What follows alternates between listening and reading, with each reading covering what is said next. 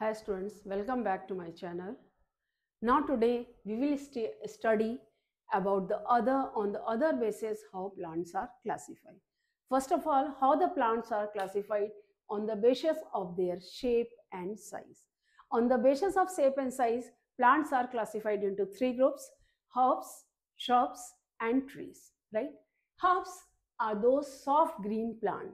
आप अपने आसपास देखें छोटे छोटे हरे भरे पेड़ जैसे घास है, छोटे से पेड़ हैं जिनके स्टेम हरे होते हैं और ज़्यादा से ज़्यादा उनकी लंबाई 1 मीटर तक हो सकती है, इससे ज़्यादा बड़े नहीं होते। 1 मीटर तक लंबाई भी उन पौधों की होती है जैसे आपके वीट क्रॉप प्लांट्स होते हैं, उनकी लंबाई, क्योंकि वो भी हर्ब्स होते हैं, उनकी लंबाई हो सकती है उससे ज़्यादा, जैसे वीट, ग्रास, मस्टर्ड, जो छोटे छोटे प्लांट ग्रीन स्टेम होते हैं उनको हम हर्ब्स कहते हैं।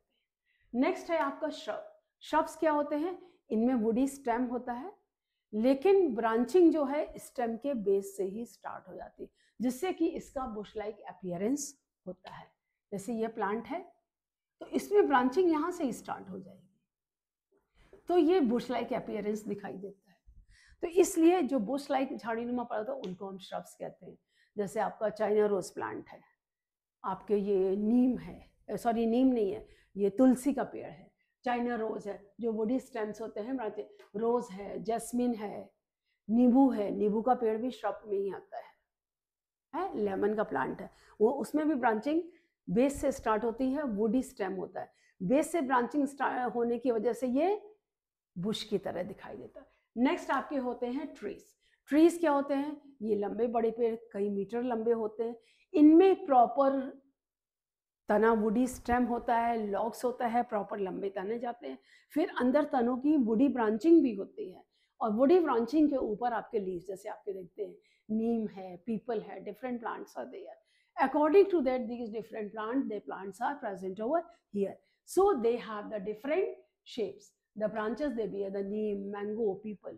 जो पेड़ होते अपने आसपास देखते हैं उनको हम कहते हैं trees. Herb, shrubs and trees, ये क्लासिफिकेशन आपने छोटे क्लासेस में ही पढ़ा होगा। Next, on the basis of life span. Life मतलब कितने समय में वो अपनी पूरी लाइफ को कंप्लीट कर लेते हैं, इनमें कहते हैं एनुअल्स।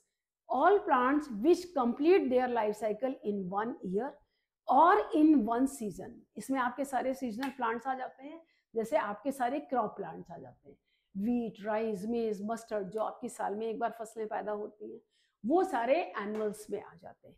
एक सीजन में, पूरा साल में नहीं लेते हैं।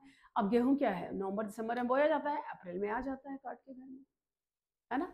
उसमें आपने बोया, तुरंत सीड ग्रो किया, प्लांट्स हुए, फ्लावर हुए, फ्रूट हुए, फ्रूट पक भी गए, पेड़ गिर गया, पूरा हमने पेड़ को काट लिया, फ्रूट्स अलग कर लिया, फ्रूट्स हम अपने घर में ले आए, isn't it? और हमको स्टोर करते हैं और पूरा साल खाते हैं। तो ये annuals which complete their life cycle within 1 year और 1 season, they are known as annuals, as wheat, rice and mustard. Biennial, by means 2, those plants which complete their life cycle in 2 years or 2 seasons, right? 2 year or 2 seasons, they are known as radish, turnip and carrot. They are known as radish, turnip and carrot. पहले साल में vegetative growth होती है जिसमें root, stem और leaf होता है।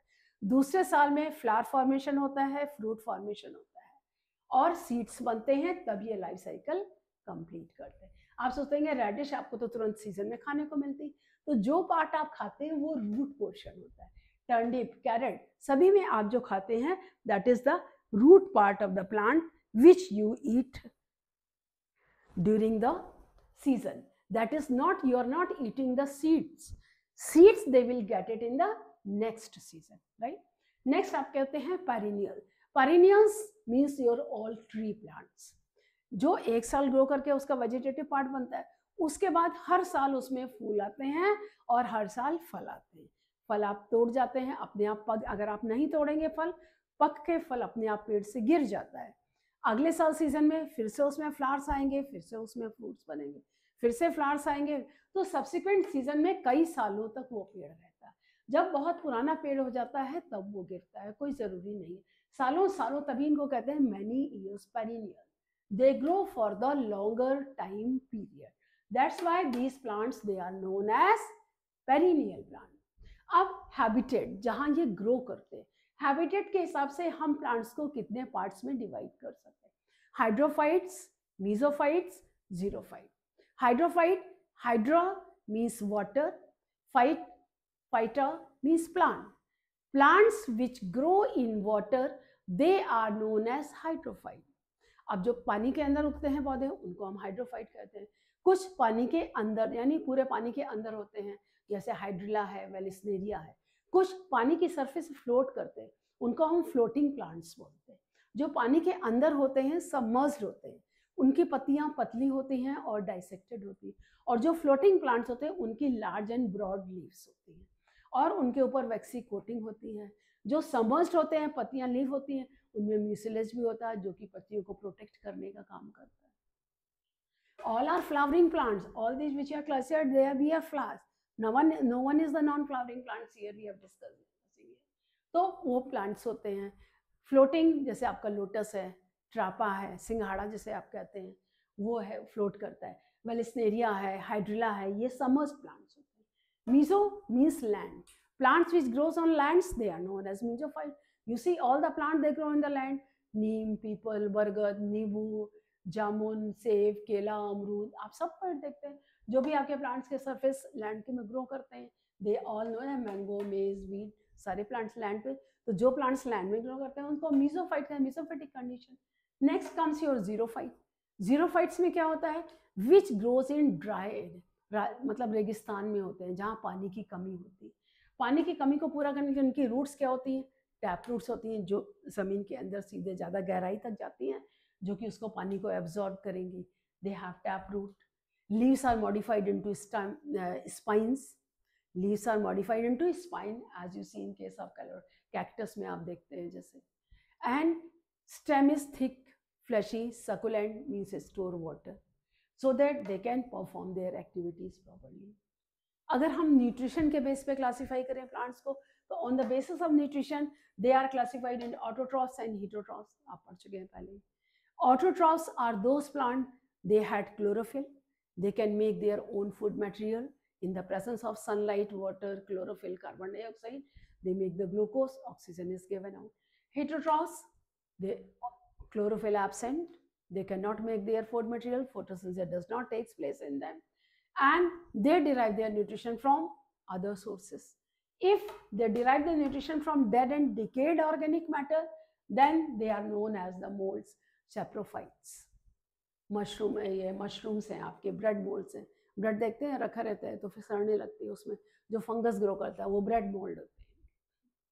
Parasite, जो प्लांट अपने अदर लिविंग, ये डिजीज भी कॉज करते हैं पैरासाइट, वेदर प्लांट और एनिमल दूसरे लिविंग प्लांट पार्ट्स में ये ग्रो करता है। तो जो अदर लिविंग पार्ट्स प्लांट्स में ये ग्रो करते हैं, जैसे कसकोटा, अमरबेल आप उसको हिंदी कहते हैं, तो ये जिस पेड़ पर भी अमरबेल चढ़ जाती है तो वो पौधा सूख जाता है। क्यों? क्योंकि ये टोटल स्टेम पैरासाइट है। इसकी जड़ें, इसमें से जो ये ग्रीन दिखता है ये उधर से नहीं होता है, ये जड़ों में स्टेम के, जैसे ये स्टेम है तो इसकी जड़ों में, इसके स्टेम में इसकी जड़ें घुस जाती हैं और यहाँ से ये पानी एब्जॉर्ब कर लेती है। तो जब ये यहाँ पानी एब्जॉर्ब करेंगे, पानी ऊपर नहीं जा पाएगा तो पेड़ तो सूख जाएगा ना। बिना पानी के पेड़ रह सकता है? पानी नहीं रहता है। पानी को जिंदा रहने के लिए, पेड़ को जिंदा रहने के लिए पानी चाहिए, बिना पानी के पेड़ नहीं रहेगा, है ना। तो उनको हम पैरासाइट। अच्छा, एक तरह से और है, कुछ प्लांट्स विंटर्स के पहले सारी पत्तियां नीचे गिरा देते हैं, उनको हम डेसिडियस प्लांट्स कहते हैं। जैसे आपका ओक और mulberry, they are known as deciduous plant. Oak and mulberry, they shed all their leaves before the winter, so they are known as the deciduous plant. Whereas evergreen, पत्तियां ये भी गिराते हैं लेकिन ये सारी पत्तियां एक साथ नहीं गिराते हैं, इनकी थोड़ी थोड़ी पत्तियां झड़ती रहती हैं और नई आती रहती है। तो देखने में प्लांट हमेशा एवरग्रीन। डेसिडियस, ये सारी पत्तियां सर्दियों के पहले गिरा लेते हैं, फरवरी में देखिए फिर से एकदम से स्प्राउट होता है और नई पत्तियां आती है। तो इसमें वो सर्दियां प्लांट जो है वो स्केलेटन की तरह लुक होता है, तो इसलिए कहते हैं उसको डेसिडुअस। डेसिडुअस यानी कि पतझड़ जो गिरा, सारी पत्तियां एक साथ गिराते हैं इसलिए डेसिडुअस। गिराते हैं एवरग्रीन भी हैं लेकिन वो सारी पत्तियां एक साथ नहीं झड़ती हैं, उसमें दो दो चार चार करके झड़ती हैं और नई ग्रीन साथ में आती भी जाती है।